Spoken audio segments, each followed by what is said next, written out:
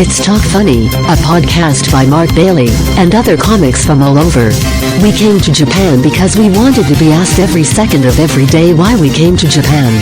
The Talk Funny podcast from NagoyaRadio.com and Nagoya Comedy. Here's Mark Bailey.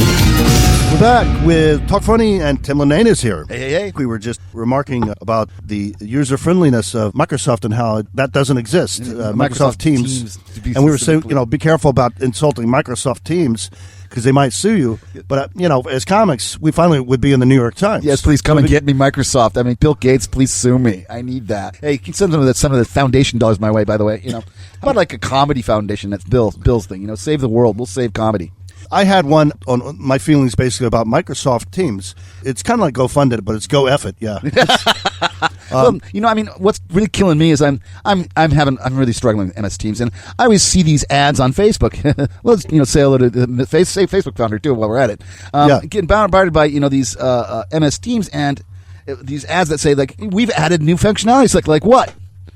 You can use it now? I mean, what's going on here? We've added functionality. Don't add it. Just it functions. It doesn't work, man. It's crazy. We have to explain, I guess. We're educators. That's our story, and we're sticking to it. I mean, we do have other jobs than comedy.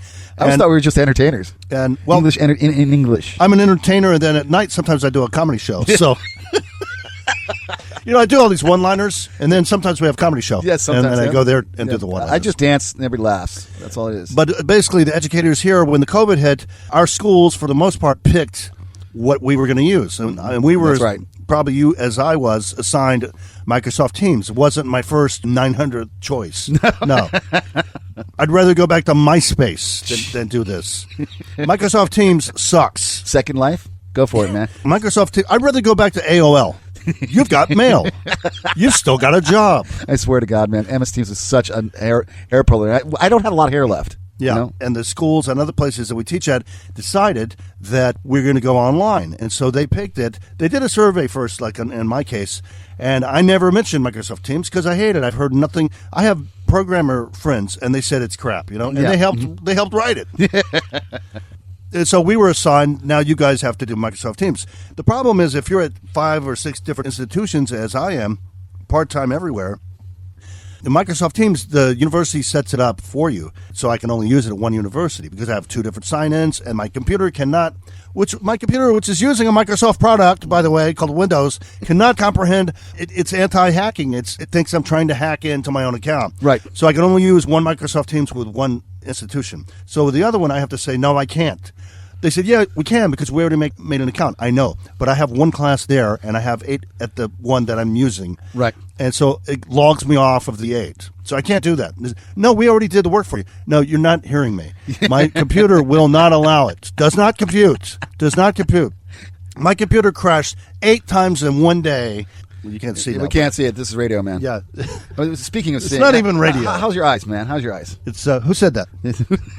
It's better. It's normal now. I'm back to normal. You see all these tabs? Yeah. All right. So I have like 21 tabs on my browser, and my browser crashes when I'm trying to do these. So Microsoft Teams, we were assigned this. So people that don't use this, basically, you get on, and it's like, well, I guess I could, talk to them on video. No, you can't. No. I guess I could upload a video. Well, you can upload anything you want, but they don't know how to download what you uploaded. Right. And, of course, the video doesn't work. Right. But students, they would, if they had questions about the assignment, they would ask me. Yeah, but they're asking me questions about Microsoft Teams. You should just send this to Bangalore, India. They should just do my class and tell them how to do Microsoft Teams. Oh, God. It's a useless piece of crap, in my opinion. Yeah, I mean... someday I'll tell you what I really think about it. Well, I think useless piece of crap is like being nice, actually, for a little bit. Crap is kind of useful if you think about it.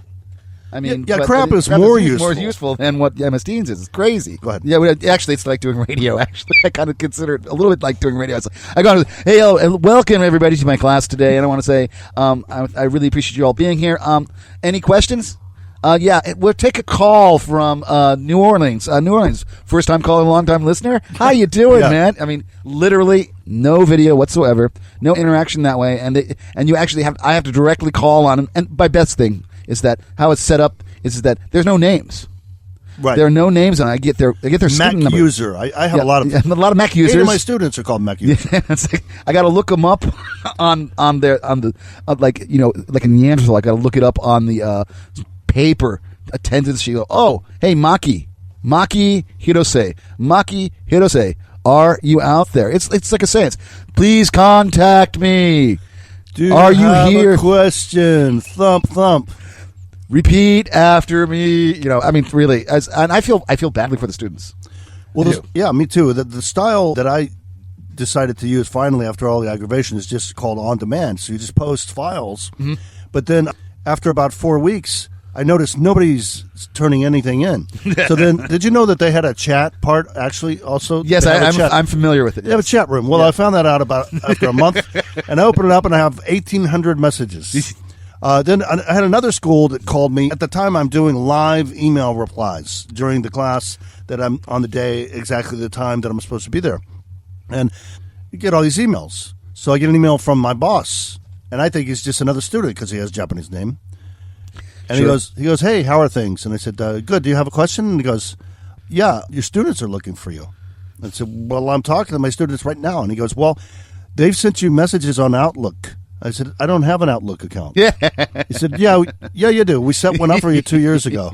You might want to check that. I'm like, I don't even know how to get in. You have to go to their website of that institution, and then you have to log in, and you have all these passwords, and then you open it up and say, Outlook. I had 3,000 messages on Outlook. Yeah. So I contacted my coworkers, some of these guys you know. Some of them have been in our shows. And I said, hey, did you know you have an Outlook account at this university that you teach at with me? And he goes, no, I don't. I said, yeah, you do. Yeah, you do. You might want to open it up. And I said, I just want to know how many you had. So he opened it up and goes, Jesus, I've had an Outlook account for 3 years. I have 6,000 unread emails, and some of my students aren't even alive anymore. Yeah, it's just nuts. It feels like, I know out there, it feels like we're just two old guys who don't know technology, but that's not quite true. I'm a video editor. I'm a 3D specialist. Yeah. I've done sound editing. I've done movies. I know how to handle computers. I swear to God, MS Teams is like freaking backwards, man. It's really horrible. And I think compared to most guys, I mean, I'm older than you, but most guys our age, I think we're above average on tech savviness because we promote shows on Facebook. And I would say you're probably better than me at social networking than I am because I'm a bit crap at that. But when it comes to actually dealing with tech, I can deal with tech, but both Mac and PC. But man, I swear to MS Teams, it's like they took MS Teams and cobbled it together because Zoom was making so much money, and then they jammed it onto XL, which is its own freaking horrible system. But there you go. Anyway, Tim's right. The point is, we're not technophobes. We're actually technophiles. Yep. We actually like technology, and we're trying to make this work.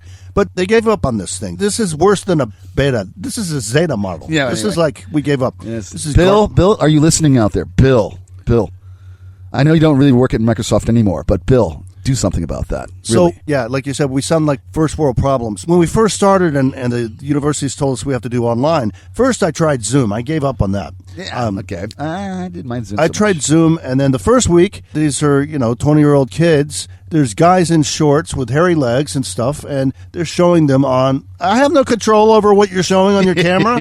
We're all from our home or office, and we're doing this. And I got one complaint from some student, and she said, I didn't like that the guys were in shorts and they were making rude gestures and they were touching themselves on camera, blah, blah, blah. And my mother and grandmother also didn't like it. Wait a minute. Your mother and grandmother are not in my class. What are they doing watching my Zoom? So I took the whistle, I blew it like a coach. Okay, everybody out of the pool. I said, guess what? No more Zoom. No more Zoom. No more Zoom. No more video. It's easier to do on demand. And not once did I meet you when I was near a beach, right? I never did. No, never. During my class time? No, not never, at all. Never happened. Never happened, man. But I have no idea what you're talking about. But I prefer on demand, which on demand is you post files and assignments and reports, basically, and you don't have any online interaction on camera. That's what I do. Can I stop you there? Because the current university I'm working for, they actually have another teacher, a Japanese teacher in there, who's been teaching for donkey's years, and he's doing it by correspondence, literally mailing the assignments out to the students and coming back in. I mean, it's like, that's the same as on demand. But he's like, no, I don't even worry about MS Teams. Well, what's the budget for that? Literally, they make copies, and the students come in and get it from the university. And it's like, wow, it's so dinosaur, but I guess it works. I'd see him marking the papers, and there you go. Well, it's like my joke I did earlier this year about when it first started with online learning. It's like I love online learning because I love saying, Kenji, turn your microphone on. Kenji, turn your microphone on. Kenji. What's the matter with you? Turn on your mic, Mark. Turn on your mic.